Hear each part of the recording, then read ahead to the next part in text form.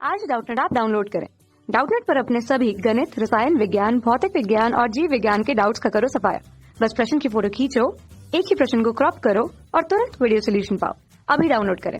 नमस्कार दोस्तों, और आपके सामने प्रश्न है कि बिंदु -2,3 से गुजरने वाली उस सरल रेखा का समीकरण निकालें जो x अक्ष की धनात्मक दिशा से 30 अंश का कोण बनाती है और इस रेखा पर बिंदु -2 तथा 2,3 के दोनों तरफ 6 इकाई की दूरी पर स्थित बिंदुओं के नियामक निकालें। तो दोस्तों यहाँ से देखते हैं, सबसे पहले बिंदु हमें दिया हुआ है -2,3 से गुजरने वाली रेखा।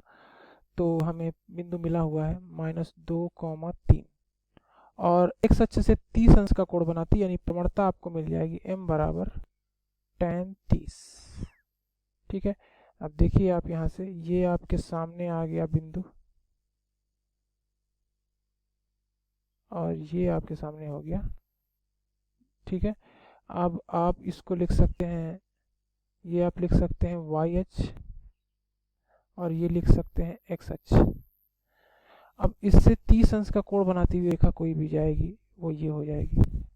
ठीक है, इसका समीकरण हमें निकालना है, जो कि कोई भी रेखा होगी 30 अंश से। अभी मैंने इसको मूल बिंदु से गुजारा, लेकिन ये कोई भी रेखा हो सकती है।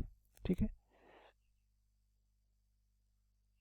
इसी के समानांतर होगी कोई भी रेखा। मान लीजिए ये रेखा जो आ गई आपके पास -2,3 से जाती है और x अक्ष से 30 अंश का कोण बन रही है। तो इसकी प्रवणता बराबर क्या मिल जाएगा, m बराबर tan 30 का मान होता है 1/√3। तो यहाँ से मान मिल जाएगा हमें। और अब आप यहाँ से देखिए, तो कोई एक बिंदु से जाने वाली रेखा का समीकरण जिसकी प्रवणता दी हो, सूत्र होता है y - y1 बराबर mx - x1। तो यहाँ से मान क्या मिल जाएगा, y - y1 की जगह हो जाएगा 3 बराबर m की जगह 1/√3 x और -2 मिल जाएगा हमें। तो यहाँ से हमें मान क्या मिल जाएगा, y - 3 बराबर 1/√3 x धन 2।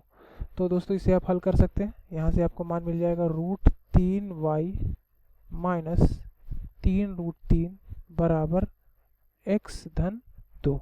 ठीक है, तो दोस्तों यहाँ से आपको इसका मान मिल जाएगा, ये यहाँ से x - √3y बराबर -3√3 - 2। या आप इसको थोड़ा सा और अलग भाषा में लिख सकते हैं, √3y - x बराबर 2 धन 3√3।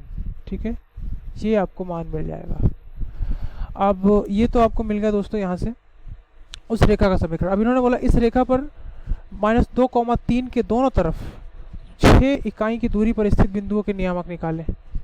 तो कोई भी ऐसी रेखा जो यहाँ से 6 इकाई की दूरी पर है, ठीक है, उसके नियामक हमें निकालने हैं। ठीक है, ये देखिए दोस्तों, इस रेखा पर ये कोई रेखा यहाँ पर मिल रही है और फिर एक ऐसे मिल रही है 6 इकाई की दूरी पर, यानी कि कोई ऐसा बिंदु, ठीक है, x1, y1 और दूसरा बिंदु x2, y2। तो अगर आप x1, y1 निकाल लेते हैं तो आप x2, y2 आसानी से निकाल सकते हैं। तो ये ये बिंदु जिसकी यहाँ से दूरी 6 है, ये हमें निकालना है। ठीक है, तो सबसे पहले देखिए आप देखिए, इसको हम मान लेते हैं बिंदु P। ठीक है, तो जो बिंदु P है, ये बिंदु O है। तो बिंदु O ये यहाँ से हो जाएगा ये आपका A और ये हो जाएगा आपका B। तो जो OP है और AB है, ये दोनों क्या है, एक दूसरे के लंबवत हैं। ठीक है, तो क्या हो जाएगा, OP और AB एक दूसरे के लंबवत हैं।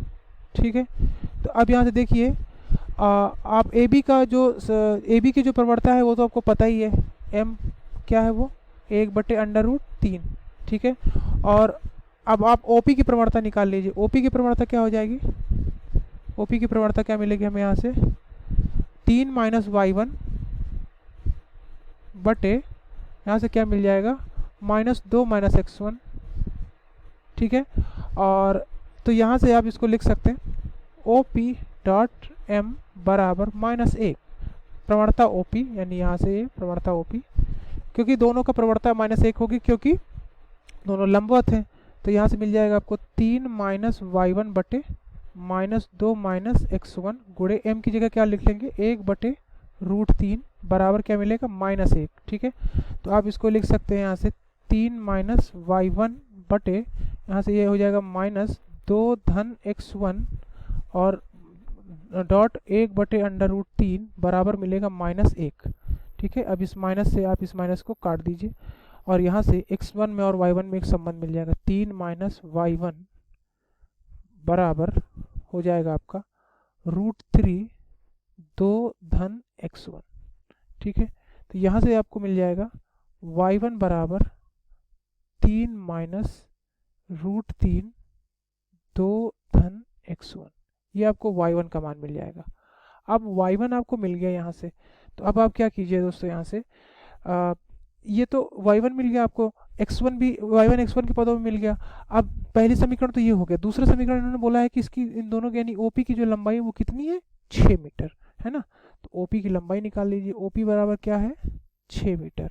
तो दो बिंदुओं के बीच की दूरी का सूत्र लगा दीजिए, तो क्या हो जाएगा यहाँ से x1 धन 2, ठीक है, इसका स्क्वायर धन y1 माइनस 3 इसका स्क्वायर इसकी घात 1/2 बराबर 6। तो यहाँ से आपको मान मिल जाएगा, अगर आप इसका वर्ग करेंगे तो क्या मिलेगा x1 धन 2 का वर्ग धन y1 माइनस 3 का वर्ग बराबर 36। और अब यहाँ से आप x1 को रहने दीजिए, x1 धन 2 का वर्ग और y1 को आप लिख सकते हैं y1 3 माइनस √3 2 धन x1 का वर्ग बराबर 36। ठीक है, अब आप इसे आगे हल कर सकते हैं, तो क्या लिख सकते हैं यहाँ से देखिए यहाँ से आप इसे लिख सकते हैं ये x1 धन 2 इसका वर्ग धन, देखिए यहाँ से ये गलती हो गई, यहाँ से -3 भी इसमें रहेगा। ठीक, -3 से -3 कट जाएगा और अब अंदर क्या बचेगा माइनस वर्गमूल 3 2 धन x1 का स्क्वायर बराबर 36।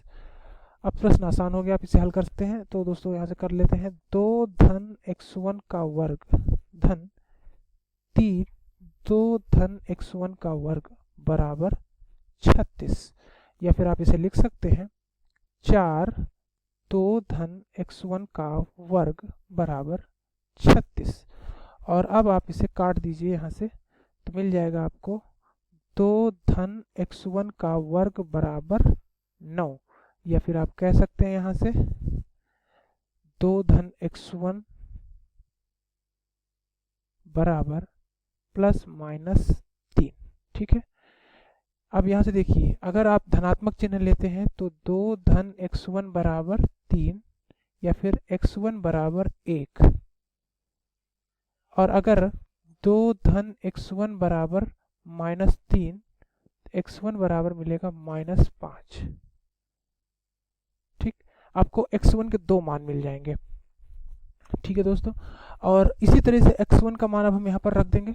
अगर x1 का मान हम रखते हैं y1 बराबर 3 माइनस √3 2, और x1 की जगह अगर आप रखते हैं यहाँ से 1 तो 2 धन 1, तो y1 का मान यहाँ से क्या मिल जाएगा y1 बराबर 3 1 माइनस √3 ये मिल जाएगा ये। और अगर आप x1 का मान रखते हैं यहाँ से y1 बराबर 3 माइनस √3 2 -5 रख देते हैं, तो यहाँ से आपको मान मिल जाएगा 3 माइनस √3 और अंदर भी -3 मिल जाएगा, तो आपको y1 का मान मिल जाएगा 3 1 एक स्टेप लिख लेते हैं, मिल जाएगा आपको 3 धन 3 √3, या फिर y1 बराबर 3 को घनिष्ठ लेंगे तो मिलेगा 1 धन √3।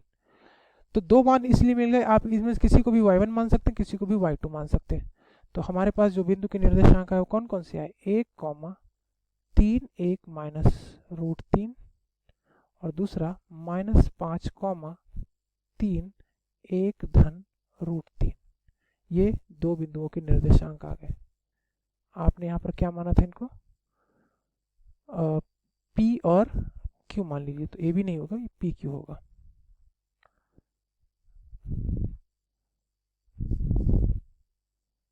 ये हो गया आपका उत्तर। धन्यवाद।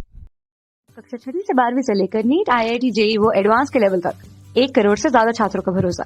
आज ही डाउनलोड करें डाउटनेट ऐप या व्हाट्सएप करें अपने सारे डाउट्स 8400 400 400 पर।